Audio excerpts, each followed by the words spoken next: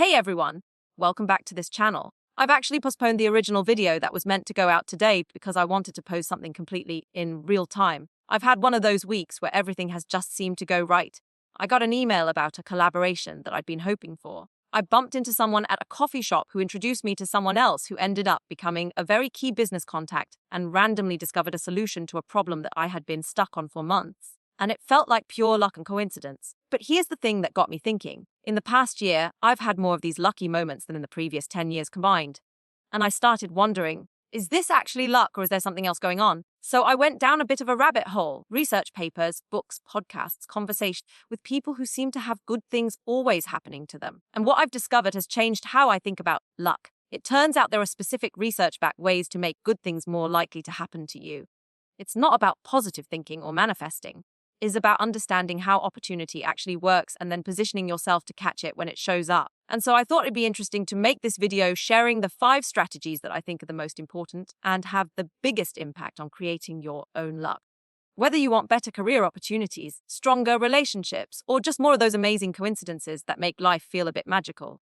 So the first one I wanted to share is applying the law of reciprocity. 4 years ago, I had this mindset that if I shared my knowledge or if I helped someone else succeed, I would somehow feel or I would somehow fall behind. So I remember keeping a lot of things to myself, my ideas, my strategies, even basic advice that I could just share for free. And guess what? Hardly anything came back to me. Then I started applying the law of reciprocity. I started giving a lot more without expecting anything back. If my friends started a business, I'd buy from them. I'd leave a review.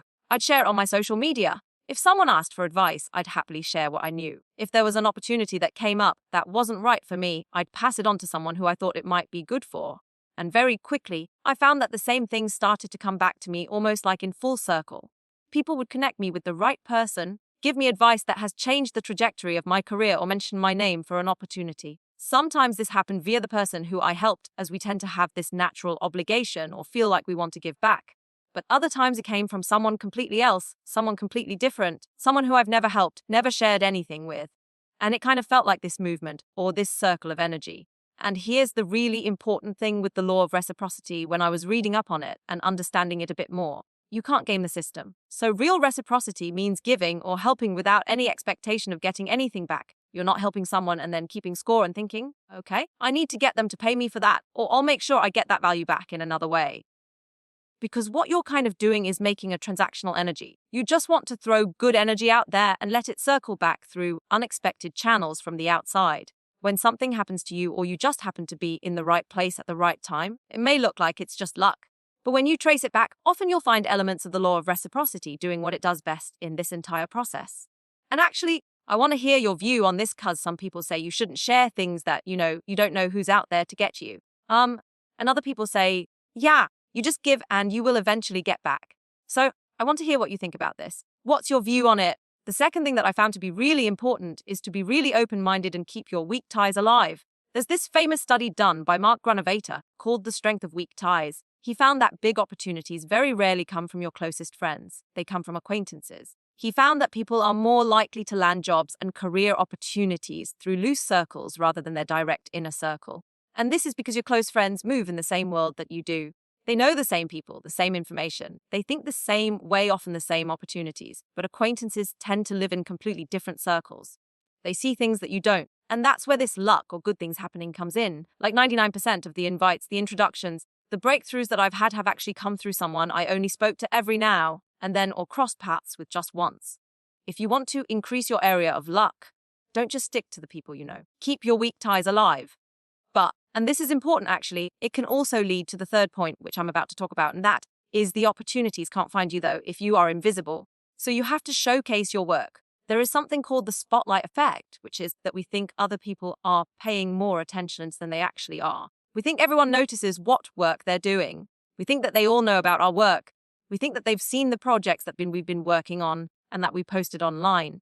But honestly, hardly anyone's watching. Everyone's so focused on their own life. The spotlight is on them and your spotlight is on you. This is why visibility is such a multiplier for luck. The more you share what you're doing, even if it's not polished, even if it's a work in progress, the more chances you create for the right person to see it at the right time. This has played a really, really big role in my life as I've gone from someone whose work was only seen by my immediate team and my boss and my boss's boss and a few other people from other teams to someone whose work is pretty much seen across hundreds of thousands, if not millions of people. But the difference is being able to share it more visibly. All it takes is potentially sharing what you're doing on LinkedIn, mentioning the project that you've hosted and that you've done, mentioning it when talking to someone, saying what wins you've had, obviously in a way that isn't boasting to the wrong person who actually just doesn't care, but more of a way of letting the right person know what you're up to. And the fourth thing that I have here, which I believe is a huge, huge factor in opportunities and good things happening to you, and that is being someone that other people can trust. If you're throwing someone else under the bus for your game, if you're sharing business or gossip about someone else's life that isn't yours to share, if you're someone who says you'll do something, but when it comes to it, you'll always kind of find an excuse or gatekeep, none of that builds the kind of reputation that makes people want to bet on you, or that makes people want to help you, or that makes people want to work with you. Luck often flows through people. And if people trust you, they're more likely to think of you when good things come their way. They'll mention your name in rooms you're not in. They'll pass along opportunities, maybe even before they're public. You can be the smartest, most brilliant person in a room, but if you are known to be someone who throws other people in the bus, or isn't able to work in a team, or always doing things for their own gain, chances are eventually you are going to be capped with how far you could go because you can't go very far alone. You get a lot further with people or having people around you. And the fifth thing that I have here, and this is arguably the most important, and that is take more shots and increase variability of said shots. One of the simplest ways to make good things more likely to happen to you is by taking more shots. Nim Taleb in Fooled by Randomness talks about something called positive optionality. The idea is that every time you try something new, you give yourself exposure to potential upside that you couldn't have predicted. The mistake most people make is they put all their energy into one narrow lane. If that one thing doesn't break through, they just assume that they're unlucky or that good things don't happen to them. But luck doesn't really work like that. It comes from giving yourself multiple chances to be in the right place at the right time. So, if you think about it, if you only ever go to the same place, talk to the same people, and work on the same projects, you've capped the number of opportunities that can reach you. But if you're pitching an idea to this person, starting a small side project here and showing your work, saying yes to an event, or striking up a conversation with someone completely new, you multiply the ways luck can find you. And the people who seem lucky are usually ones who tried the most things. Most of the shots don't land, but the few that do have made all the difference. So these are some of the ways that I found have increased the chance of good things happening to me. I have weeks where everything goes completely wrong and weeks where things go right. And I usually find the weeks that things do go right, the things that happened have tied back into one of these 5 things. And so I wanted to wrap up this video with an action point. For the next week, look for one way to help someone each day without expecting anything back. Whether it's sharing a resource, making an introduction, offering some advice, celebrating someone else's win on social media, and just notice how it feels and be over the next couple of weeks what happens in your own life. In a world where everyone's focused on what they can get, being the person who gives freely isn't just refreshing, it's also very, very powerful. It's a bit of a different video. It's not my usual personal finance videos or self-development videos, but I thought it was interesting, and I really do believe that if you apply some of these things to your own life, it can really change the amount of good things that happen to you. If this video shifted how you think about success, feel free to share it with someone who might need to hear it. Thank you so much for watching. Don't forget to subscribe if you haven't already, and I'll see you for my standard personal finance videos next week.